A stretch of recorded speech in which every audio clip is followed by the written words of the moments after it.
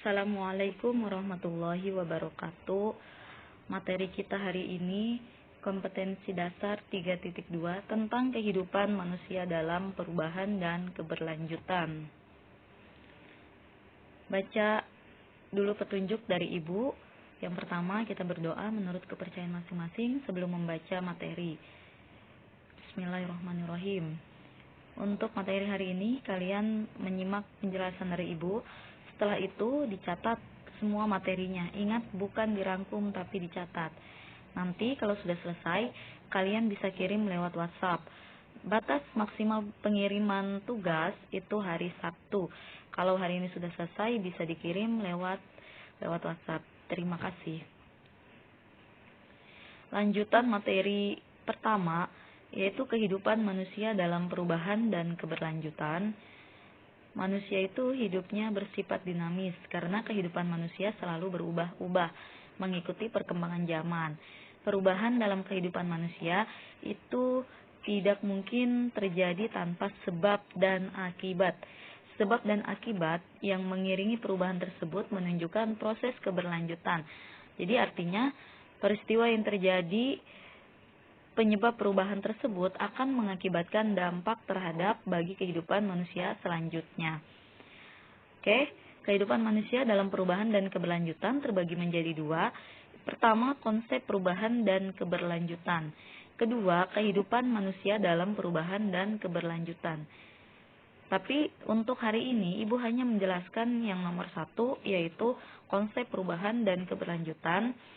Konsep perubahan dan keberlanjutan, mungkin kalian juga pernah mendengar ungkapan seperti ini. Tidak ada yang abadi di dunia selain perubahan. Maksud dari makna tersebut adalah apabila kalian itu sedang dilanda kesedihan ataupun kegembiraan, jadi renungkanlah ungkapan tersebut, di mana agar kalian itu menjadi lebih bijak dan juga menjadi lebih baik lagi dalam menghadapi sebuah peristiwa. Yang dimaksud dengan perubahan adalah kejadian atau peristiwa yang membuat perbedaan berlangsung dari waktu ke waktu. Contoh, perubahan dari masa kolonial sampai ke kemerdekaan, dan perubahan dari masa Orde Baru sampai masa Orde Lama. Keberlanjutan, jadi kita ini perubahan yang masuk kategori peristiwa sejarah adalah perubahan yang memiliki makna penting bagi kehidupan masyarakat. Oleh karena itu, tidak semua perubahan yang pernah kita lalui itu dapat dicatat sebagai peristiwa sejarah. Jadi, hanya peristiwa-peristiwa yang memang memiliki arti penting bagi kehidupan masyarakat yang bisa dicatat sebagai peristiwa sejarah. Nah, perubahan-perubahan keseharian yang bersifat rutin yang biasa kita lalui dalam kehidupan sehari-hari kita itu tidak tergolong sebagai peristiwa sejarah. Selain mengalami perubahan, manusia juga harus memperhatikan aspek keberlanjutan dari perubahan tersebut. Apa yang dimaksud dengan keberlanjutan? Keberlanjutan adalah suatu keadaan yang telah berlangsung lama tapi berlangsung secara garis lurus atau terus-menerus. Di sini sudah ada contohnya ya. Keberlanjutan itu bergaris lurus, sedangkan perubahan itu naik turun, naik turun. Perubahan yang terjadi dalam kehidupan masyarakat dipengaruhi oleh 3 faktor. Pertama, faktor internal. Kedua, faktor eksternal. Ketiga, faktor penghambat. A. Faktor internal penyebab perubahan. Yang pertama, perubahan jumlah penduduk dapat menyebabkan perubahan kehidupan masyarakat.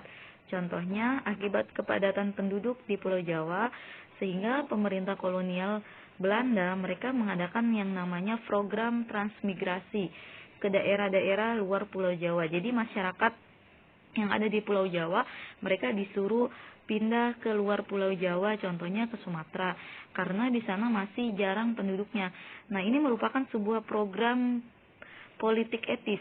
Akibat kebijakan pemerintah kolonial Belanda, itu terjadi perubahan dalam pola perilaku masyarakat karena mereka menyesuaikan dengan lingkungan barunya. Kedua, ada penemuan-penemuan baru. Berbagai penemuan baru memiliki peran penting dalam proses perubahan sosial masyarakat.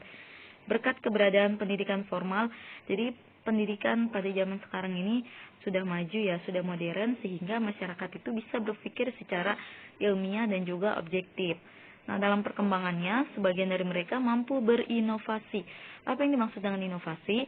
Inovasi adalah suatu penemuan unsur kebudayaan baru yang disebarkan kepada masyarakat, selanjutnya diterima, dipelajari, dan akhirnya digunakan dalam kehidupan sehari-hari.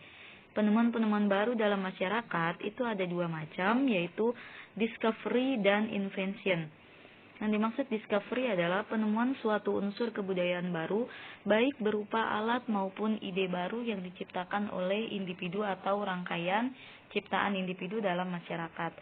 Yang dimaksud dengan invention adalah penemuan suatu unsur kebudayaan baru yang sudah diakui, diterima, dan diterapkan oleh masyarakat. Contohnya, penemuan baru yang menyebabkan perubahan adalah di sini mobil buatan Nicholas J. Cugnot. Jadi dia ini membuat sebuah mobil. Ini merupakan mobil tertua di dunia ya. Ini contoh penemuan baru. B. Faktor eksternal penyebab perubahan. Perubahan lingkungan fisik. Kondisi lingkungan fisik masyarakat berpotensi menyebabkan perubahan. Contohnya ada bencana alam seperti gempa, banjir, gunung meletus, dan tsunami. Itu memungkinkan masyarakat itu meninggalkan daerah asal dan juga pindah ke pemukiman baru. Contoh, ada sebuah peristiwa letusan Gunung Sinabung di Kabupaten Karo pada tahun 2015. Itu menyebabkan sebagian besar penduduk yang tinggal di lereng gunung meninggalkan pemukiman lamanya. Jadi mereka meninggalkan pemukiman yang dekat dengan lereng gunung. Lalu mereka pindah ke pemukiman baru di luar zona letusan Gunung Sinabung. Sehingga dari sini penduduk mulai membangun pemukiman baru dari awal. Mereka juga harus menyusun ulang lembaga-lembaga masyarakat seperti perangkat desa dan juga struktur sosial. Dengan demikian, penduduk di sekitar wilayah bencana mengalami perubahan. Kedua, pengaruh kebudayaan asing. Hubungan secara fisik antar dua kebudayaan akan menimbulkan pengaruh timbal balik. Kebudayaan baru yang masuk akan memengaruhi perkembangan kebudayaan masyarakat. Jadi kebudayaan baru yang masuk di Indonesia itu akan mempengaruhi perkembangan kebudayaan masyarakat Indonesia. Proses penerimaan pengaruh kebudayaan asing oleh masyarakat akan menghasilkan sebuah akulturasi. Jadi yang dimaksud dengan akulturasi adalah perpaduan antara dua kebudayaan atau lebih yang berbeda dan berlangsung secara damai dan serasi. Maksudnya, ada kebudayaan asing yang masuk ke Indonesia sehingga kebudayaan asing dan kebudayaan Indonesia itu bercampur, tetapi itu berlangsung secara damai. Di sini ada contoh, ada Candi Muara Takus, ada juga Masjid Kudus. Candi Muara Takus ini merupakan bentuk pengaruh budaya Hindu-Buddha, sedangkan Masjid Kudus menunjukkan pengaruh budaya Islam. Selain itu, pengaruh agama Hindu-Buddha dan Islam itu terdapat pada bidang kesenian, sastra, ataupun tradisi. C. Faktor penghambat perubahan. Dalam kehidupan masyarakat tidak hanya ditemukan faktor-faktor penyebab perubahan, tetapi ada juga faktor-faktor yang menghambat terjadinya perubahan. Beberapa faktor penghambat perubahan sebagai berikut. Yang pertama, sikap masyarakat tradisional. Jadi masyarakat tradisional itu mereka masih mempertahankan tradisi-tradisi lama sehingga itu menjadi penghambat proses perubahan mereka. Nah, sikap tersebut memunculkan anggapan jadi masyarakat yang masih memegang tradisi lama mereka menganggap bahwa perubahan yang akan terjadi itu belum tentu lebih baik dari kondisi mereka pada saat ini. Sehingga masyarakat tradisional itu mereka masih ragu atau curiga terhadap sesuatu yang baru. Bahkan mereka juga menganggap perubahan itu merupakan suatu yang bersifat negatif. Oleh karena itu, masyarakat cenderung menolak adanya perubahan. Kedua, kurang berhubungan dengan masyarakat lain. Kondisi ini biasanya terjadi pada masyarakat yang hidupnya terasing. Nah, masyarakat tersebut tidak dapat mengetahui dan mengikuti perkembangan yang terjadi pada masyarakat lain. Oleh karena itu, masyarakat terasing tidak mendapat pengetahuan lain yang lebih baik untuk dibandingkan dengan pengetahuan yang telah mereka miliki. Ketiga, adat dan kebiasaan. Pola perilaku yang sudah menjadi adat bagi masyarakat akan selalu dipatuhi dan dijalankan dengan baik.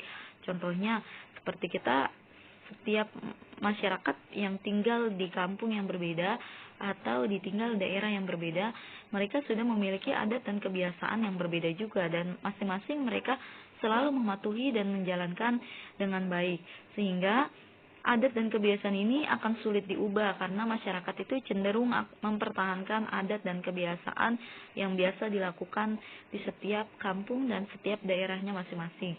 Contohnya, sikap seperti ini dapat menjadi penghambat perubahan dalam masyarakat.